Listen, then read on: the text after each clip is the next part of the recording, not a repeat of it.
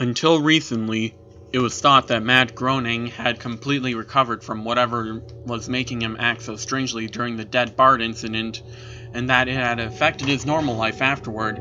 Recent claims from the employee who found the dead Bart video, however, indicate that Matt Groening went through another, similar incident 10 years ago. It was the summer of 1999, and Futurama had already recently premiered. Matt was working on 2 shows now and had started showing signs of stress when he announced that he was working on another episode that would be 100% of his own writing. This terrified some of the staff who worked on both shows, but they were hesitant to bring up dead Bart, and the Futurama crew saw no reason to reject Matt's idea. An early version of it was made, and the employee who found dead Bart managed to make a digital copy of this as well. The episode was called Not Long Enough. The episode started with Fry, Leela, and Bender making a delivery for Planet Express. They never revealed exactly what they were delivering or where they would be going, and everyone seemed to be upset about an unexplained event that had happened recently. Leela and Bender were angry at Fry, who kept apologizing but was coldly rejected by his friends. They eventually reached a planet that seemed to have only one house surrounded by empty, desolate fields on all sides. They knocked the door, and a grotesque alien that seemed to be very old answered. He took the box without a word. He opened it, took a knife out of it, and stabbed himself. The Planet Express crew didn't seem to find this odd or surprising. They simply left the body on the ground and walked back to their ship in silence. The next scene was of the Planet Express ship flying through space.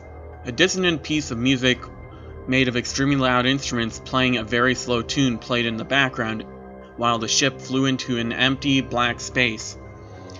They finally reached Earth and landed in a deserted New York. Fry started apologizing again as they walked toward the empty streets. There was no sign of the Planet Express building, but Leela and Bender glared at him in silence.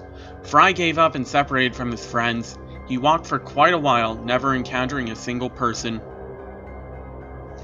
He reached the cryogenics building where he had been frozen, looked inside, and began to cry. The crying went on for a few minutes before he entered the building. Fry went to one of the tubes, set the timer on it to a huge number with more zeros than I could count, and locked himself in. The screen faded out, and when it came back in, the view was entirely on Fry. The machine must have partially stopped working as parts of Fry were decaying. Bone was poking through his skin in several places. Fry mumbled, "It's what I deserve," and climbed out of the freezing device.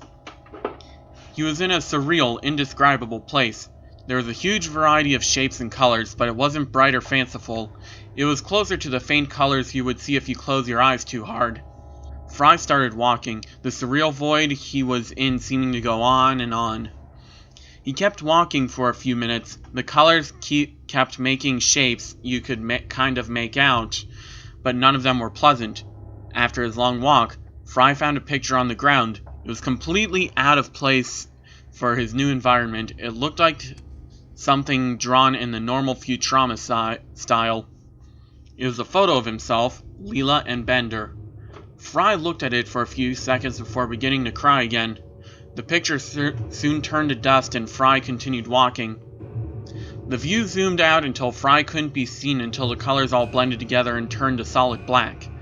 The view continued to zoom out, and we see that the black was a tiny fragment of the pupil in Fry's eye. His frozen body had fallen out of the freezing unit and was lying in an abandoned room. He was drawn in the same hyper-realistic style as Bart's corpse from the Simpsons episode Dead Bart. Bender and Leela walked into the room. They saw what Fry had done to himself, and Leela said, "He got what he deserved." She checked her watch and said, "Looks like we need to leave for our next delivery." She took a knife out of her pocket, put it in a plain cardboard box, and headed to the ship.